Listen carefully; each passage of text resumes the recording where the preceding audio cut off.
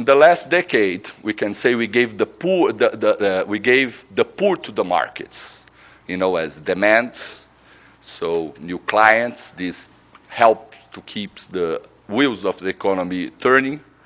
But now I think it's time to give markets to the poor, decent markets, regulated, well-regulated markets to the poor.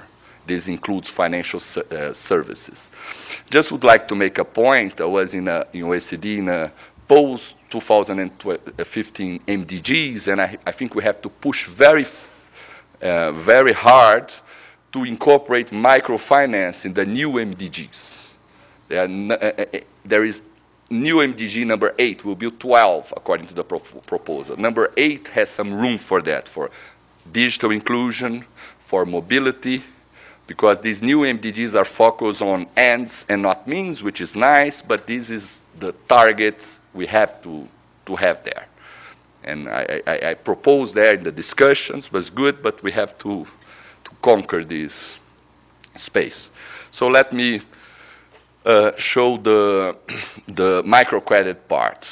There was a speaker that came here in Brazil, Gonçalo Vega, about 14 years ago, and he created this expression, the Brazilian mystery.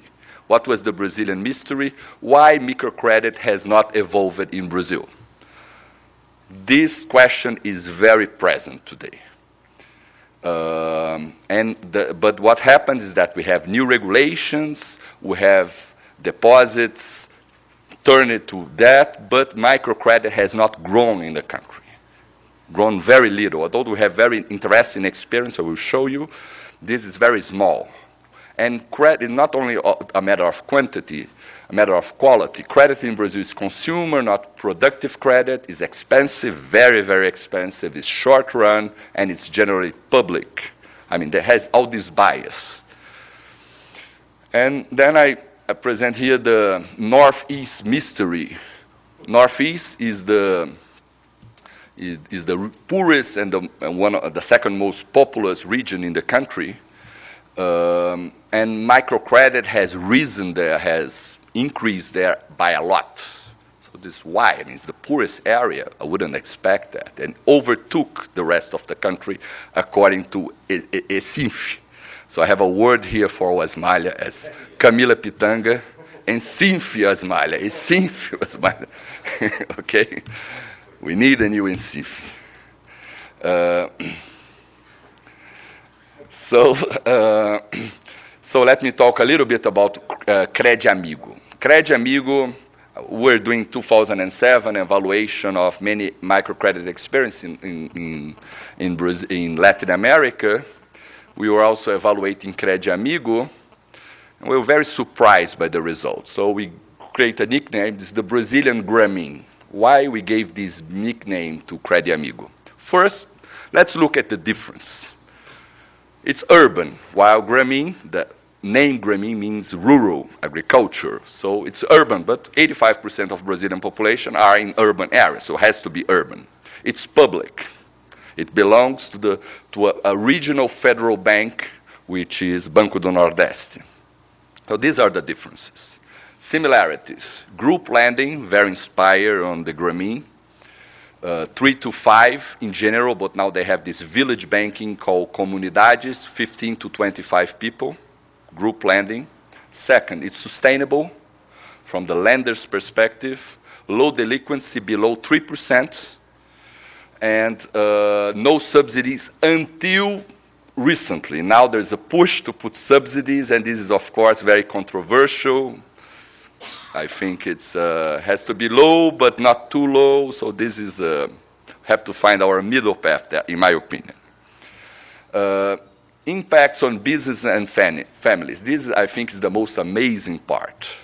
You see growth of people's profits in 13% a year with no subsidies at the time. So it's really something.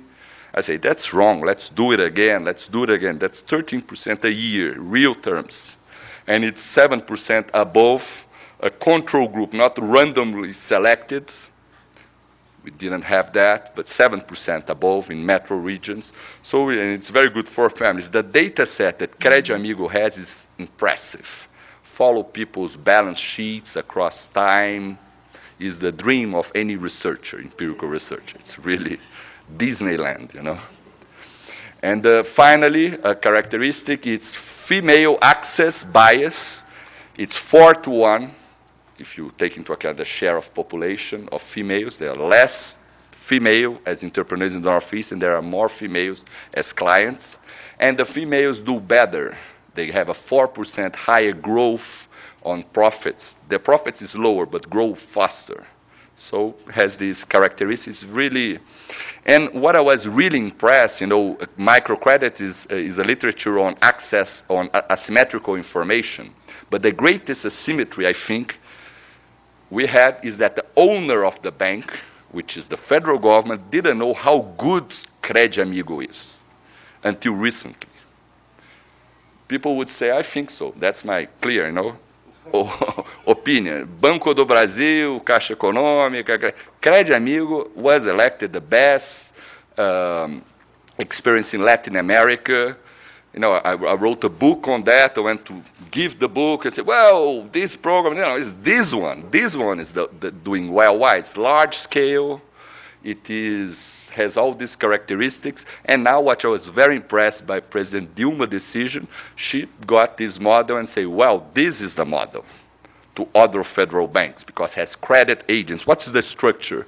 The structure, first part, is that although it's a public bank, they created an NGO to hire credit agents. So you have within the public sector a sort of efficiency wages, incentives, productivity. People can triple their wages if they do well, the credit agents.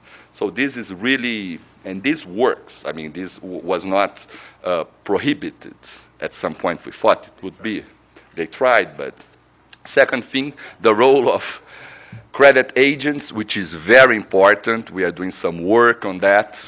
These guys are really fascinating, and they have a lot of lessons to give to other public sector's activities. They are public employees with a cause and with the right incentives. So this is a very interesting combination. So we have a few researches on Crédito Amigo. It's all in our webpage. I will leave there. And certainly Crédito Amigo is something that we should be looking into, sort of how to expand in the whole country. And certainly a lot to be done in that sense. And I think that I invite everybody here present to be looking at this issue of entrepreneurship and the different types of entrepreneurs. And, you know, this is not one size fits all.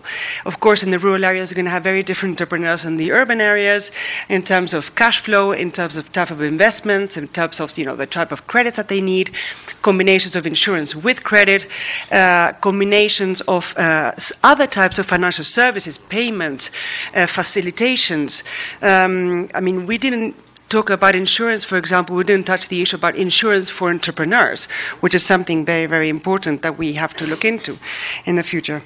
But definitely a lot more work needs to be done there. And this issue is, in the Netherlands, we have defined microfinance not only on the provision of microcredit, but one-on-one giving them technical assistance.